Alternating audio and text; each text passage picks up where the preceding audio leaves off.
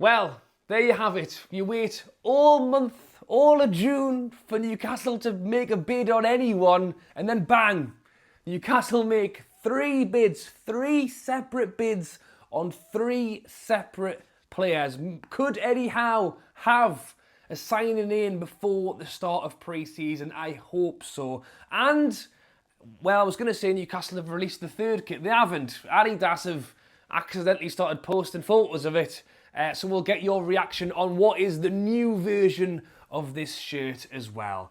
Yes, guys, how's it going? Welcome back to a new video. Hope you guys are all enjoying your week. Are Newcastle finally out of the starting blocks? And could we have a new transfer over the line very soon? I've spoken about this previously. I'm hoping Newcastle have got a fourth bid up their sleeve as well. So we'll talk about that in this video. But we'll start off with the new shirt. So I've worn this one on purpose. We've now seen Isak wearing the new shirt, Bruno wearing it. The leaked images were right. They seem to be right every year now. Whoever's in the back room of JD posting these photos is doing a good job of it because they keep getting it spot on. And I like it. It's short sleeved, it's long sleeved. If you're a fan of it, drop a like on this video because I know that I am. I have seen some reactions saying that it's not quite as quirky as the old one. It's not quite the 90s retro round collar. But yeah, it's the best of the three for me. And long sleeves. I'm tempted by it. I'm tempted by the long sleeves. The problem is the weather's lovely. It's absolutely boiling. I'd be walking around with my sleeves rolled up. So maybe not. But thoughts and comments on that one. And obviously what we hope to see is a player getting announced in one of these new shirts very soon.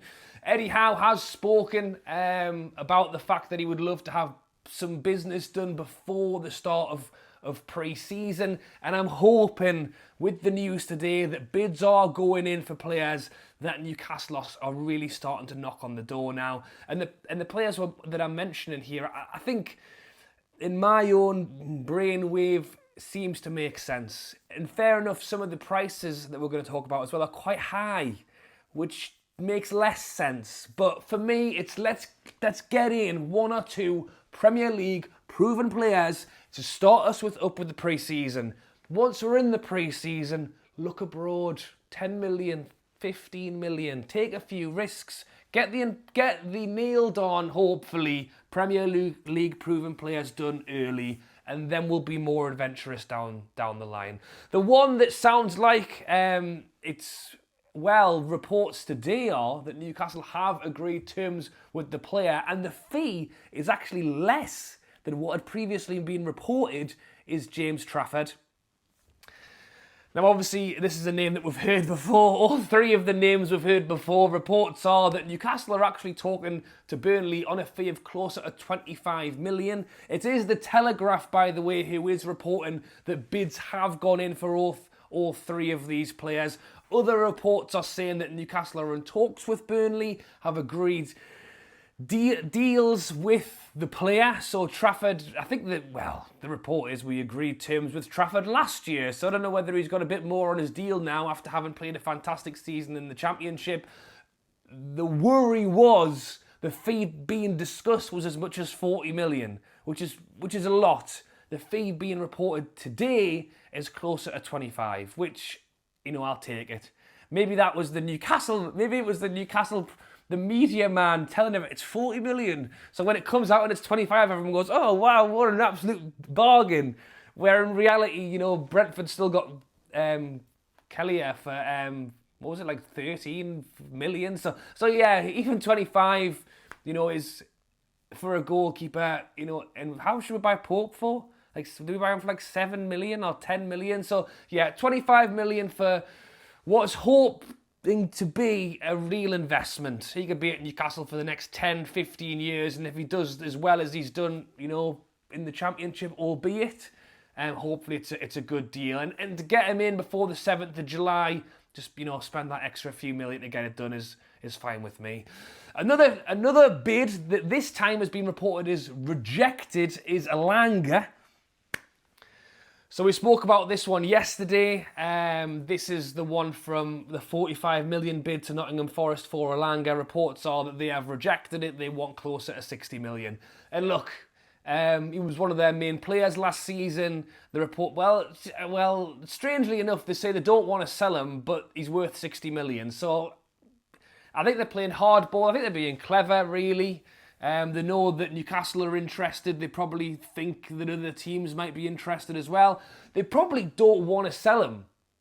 But if someone is willing to pay that extra, then maybe they will just let him go. And that's why Newcastle have got a bit of a decision on their hands as to whether they go the extra. Interestingly enough, João Pedro, so he is the other player. Reports from the Telegraph, we have placed a bid for him as well. The conclusion of that bid is unknown.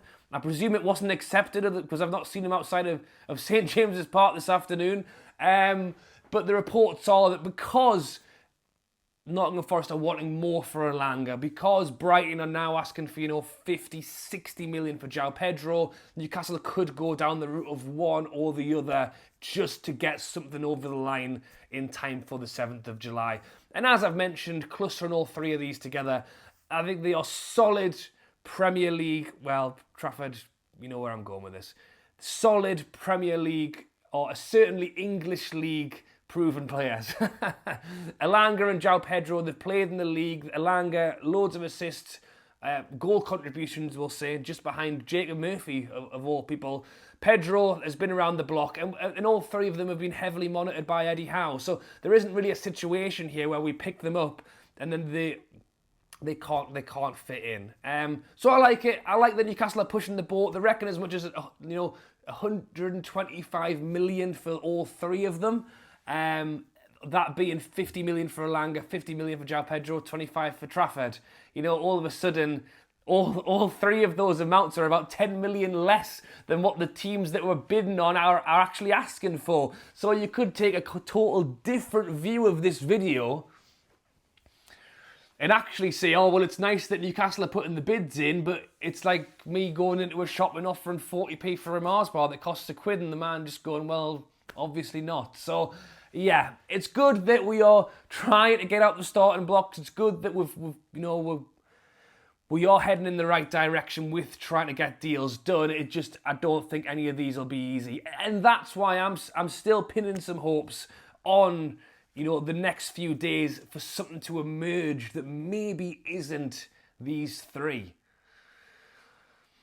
I've already spoken about looking at further afield and looking abroad, and I do hope that Newcastle continues to do that throughout this summer window. But the one that I'm also hoping to see a bit of movement on is this end of June PSR window. I appreciate that Newcastle are trying to be careful on PSR, that Newcastle are waiting for July because that's when the funds come in, that's when we've got more money to spend. We had money to spend in January, we chose not to do it. We had money to spend last summer and didn't really do as much business as we would have hoped we could have.